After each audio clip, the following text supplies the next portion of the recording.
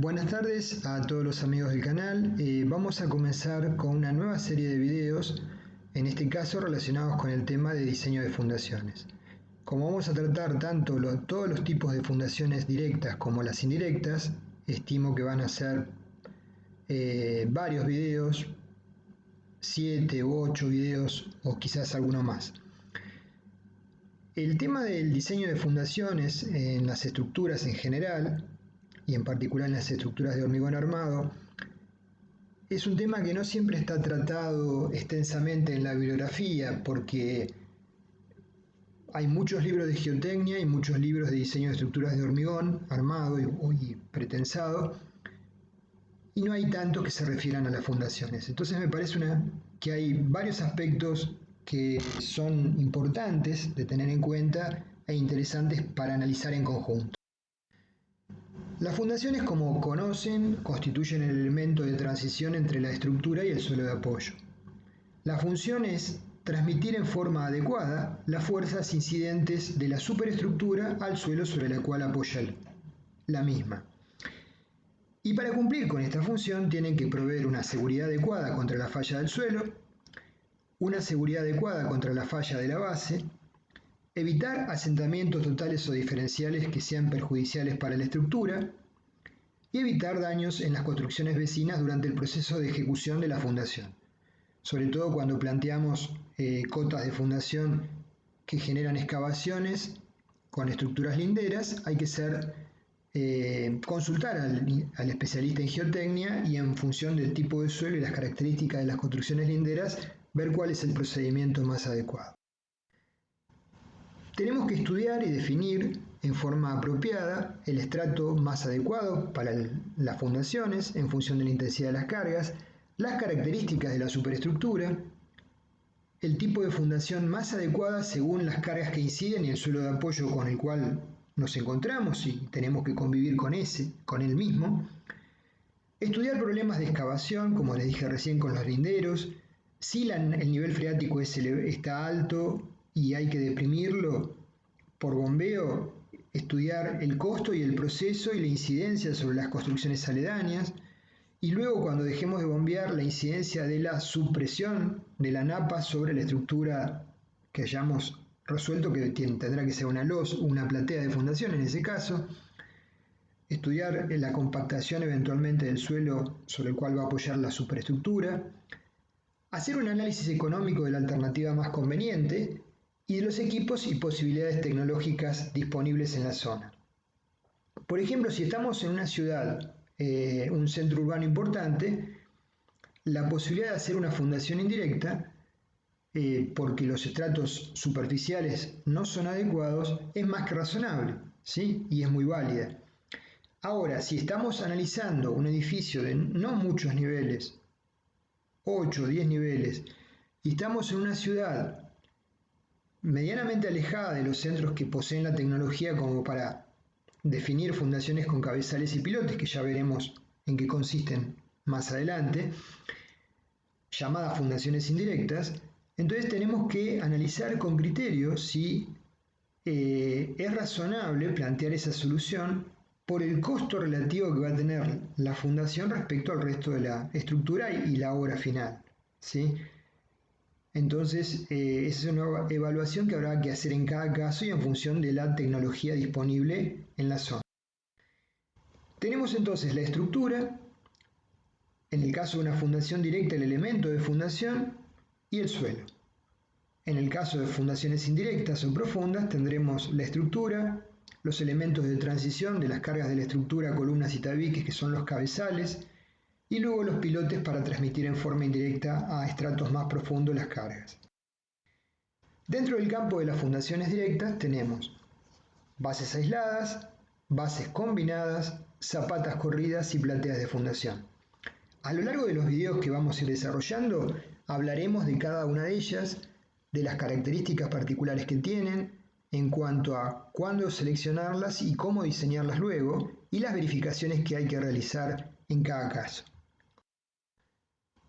Respecto de las plateas, tenemos plateas macizas, como vemos en el dibujo A, plateas macizas con capiteles para evitar el fenómeno de punzonado cuando son grandes las cargas de las columnas incidentes.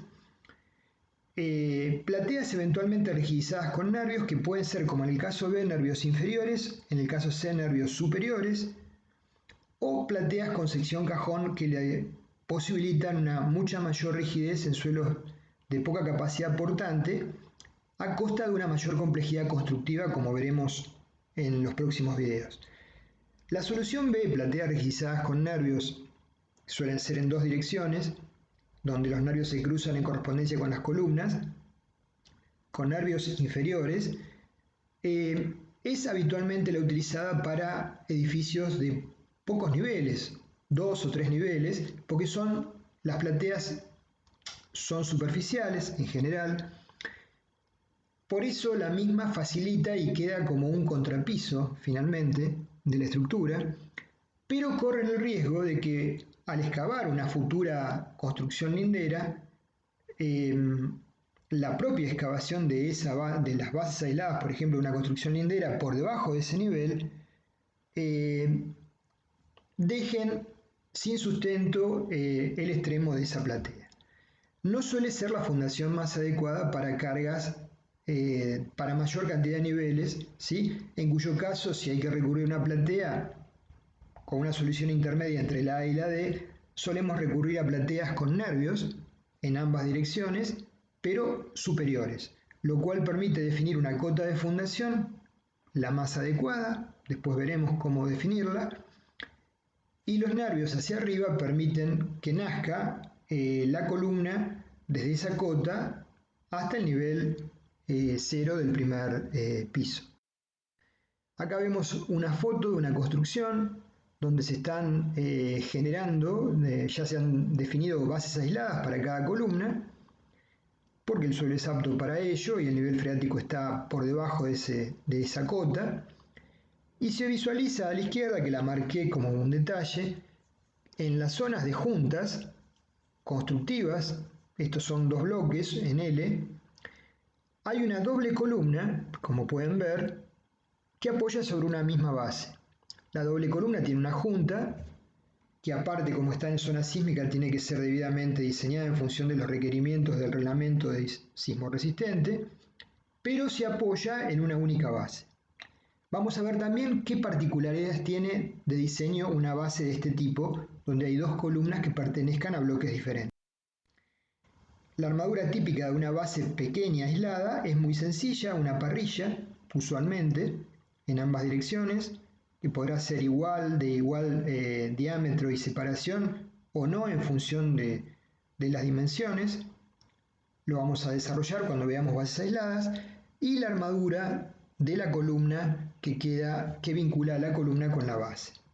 La armadura de la parrilla deberá tener un recubrimiento adecuado y se hormigonará sobre un hormigón de limpieza previamente realizado del orden de los 5 a 10 centímetros.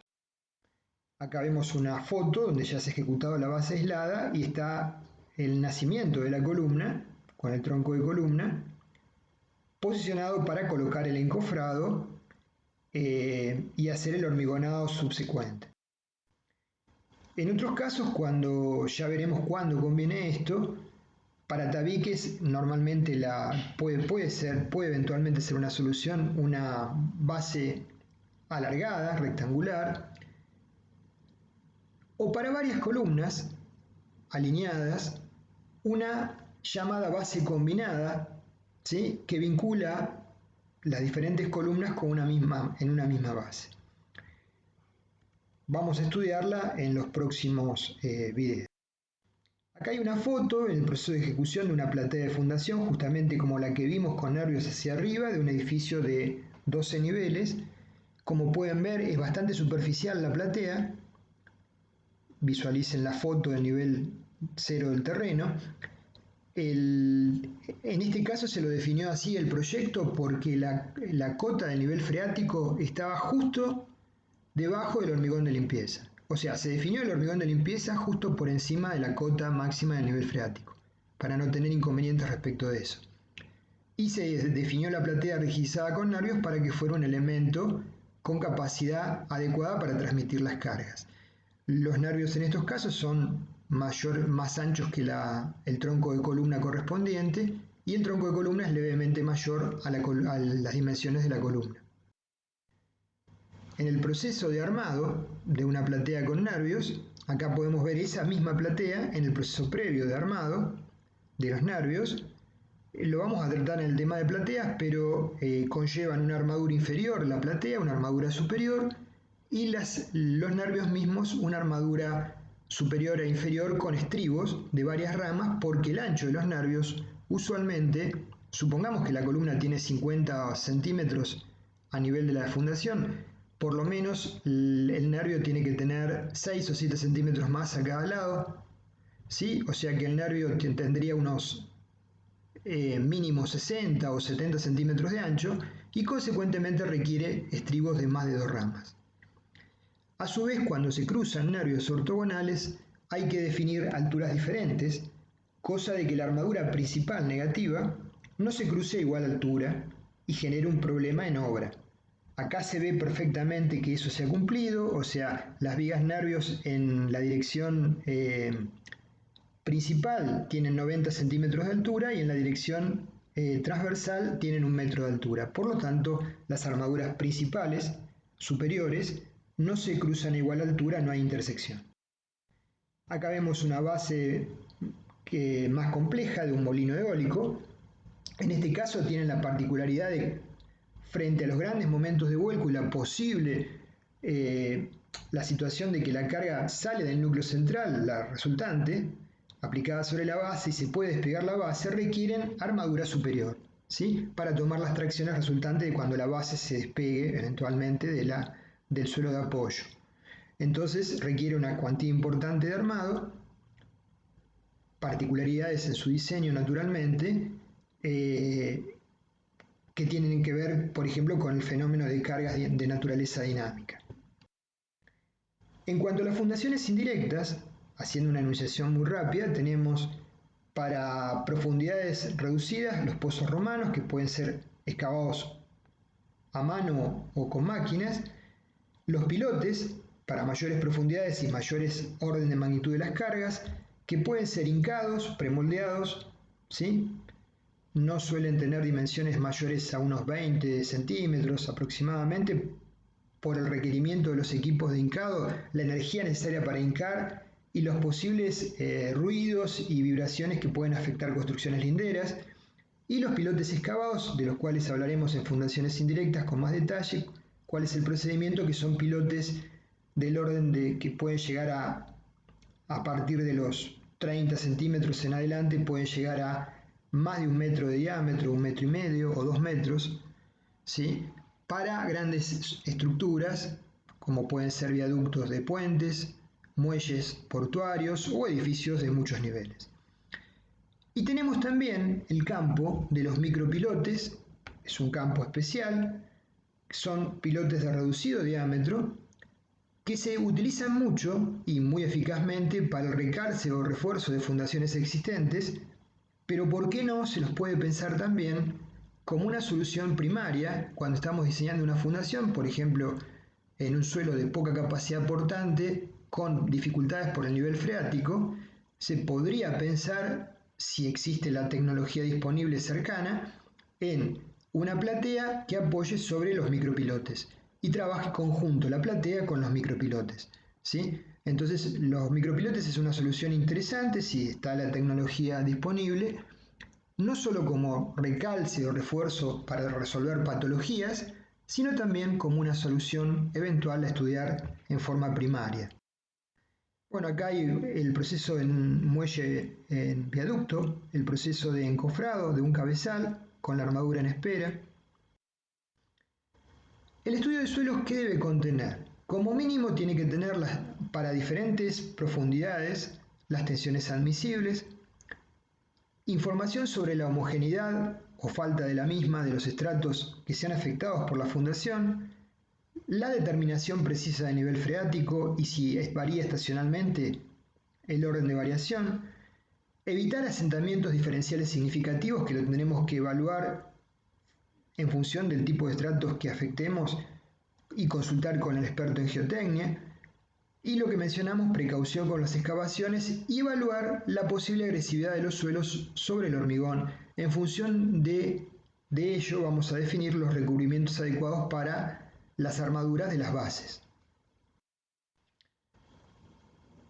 A veces la generación de una nueva estructura, como puede ser la estructura de la izquierda, la excavación correspondiente y las cargas que se generan por la misma, genera alguna deformación en los suelos aledaños, y si las construcciones linderas tienen fundaciones superficiales, pueden eventualmente afectarlas y generar patologías sobre las construcciones linderas. Entonces esto es un tema que también tenemos que analizar para evitar litigios y problemas legales con los vecinos. También en ocasiones, cuando encargamos un estudio de suelos, tenemos que tener en cuenta qué cantidad de sondeos son los mínimos requeridos para tener una información coherente sobre el tipo de suelo y las posibles heterogeneidades. Supongamos que por una cuestión de costos solicitamos una poca cantidad de sondeos y todos fueron alineados según el eje de la izquierda, y encontramos por lo tanto que el terreno tiene una buena capacidad portante y es poco deformable. Y por esa escasa cantidad de sondeos omitimos, no detectamos que hay una zona a la derecha de terrenos más deformables con menos capacidad portante. Entonces esa economía, entre comillas, del estudio de suelos va a generar seguramente problemas luego, descensos diferenciales y patologías que tendrán que ser resueltas con mayor o menor grado de complejidad, pero seguro con un costo económico importante, muchísimo mayor al de haber hecho un estudio de suelos completo desde el inicio.